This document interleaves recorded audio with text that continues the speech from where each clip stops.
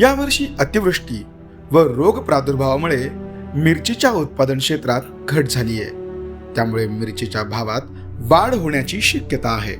यावर्षी जवळपास 50% मिरची उत्पादनात घट झाली आहे। अतिवृष्टीमुळे मिरचीचे मोठे नुकसान झाले, त्यामुळे बाजार समितीमध्ये मिरचीची आवकच कमी होत आहे। रोज जवळपास 60 ते 70 वाहनातून ओली मिरचीची आवक होताना दिसत आहे। मिरचीचा हंगाम सुरू व्हायला आता सुरुवात झाली आहे। अजून 2 ते 3 महिने हा हंगाम असा सुरू राहील, परंतु मागील वर्षीच्या तुलनेत यावर्षी आवक घटण्याची शक्यता आहे। मागील वर्षी हंगामात जवळपास 3 लाख क्विंटल मिरचीची आवक झाली होती, परंतु यावर्षी ही आवक 1 लाख क्विंटल पर्यंत जाण्याची शक्यता आहे। एकंदरीत पाहिलं तर आवक घटल्यामुळे मिरचीचे भावही वाढण्याची शक्यता आहे।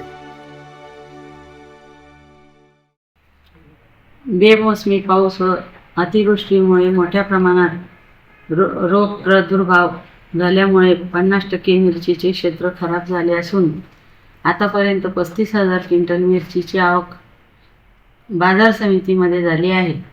सध्या दररोज 60 ते 70 वाहनातून मिरचीची मार्केटला विक्री येत असून ओली मिरची 2,000 ते 5,000 पर्यंत, सुकी मिरची 6,000 ते 12,000 पर्यंत विक्री होत आहे। अजून 2 महिने मिरची आवक येण्याची शक्यता असून 1 लाख क्विंटल मिरची आवक यावर्षी येण्याची शक्यता आहे। वर्षी 3 लाख क्विंटल मिरची आवक बाजार समितीत झाली होती। यावर्षी 2 लाख क्विंटल घट होऊन जवळपास 1 लाख क्विंटल आवक येण्याची शक्यता आहे।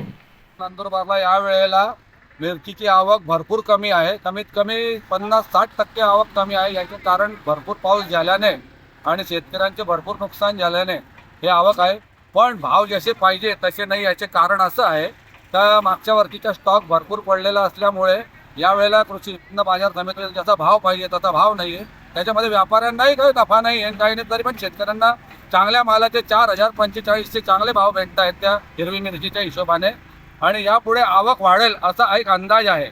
आता माहीत पडेल तर फवारणी वगैरे हा खर्च पण भरपूर झालेला आहे आणि परत जर निसर्गाने साथ दिली तर पुढच्या वेळेला आवक वाढेल असा एक अंदाज आहे। आता माहीत पडेल की पुढे कशी आवक राहते काय राहते। मिरचीचा भाव चांगल्या मालाच्या 3800 रुपयापासून लावून तर 4500 रुपये आणि हलक्या मालाच्या 3,000 पासून तर 3500 रुपये।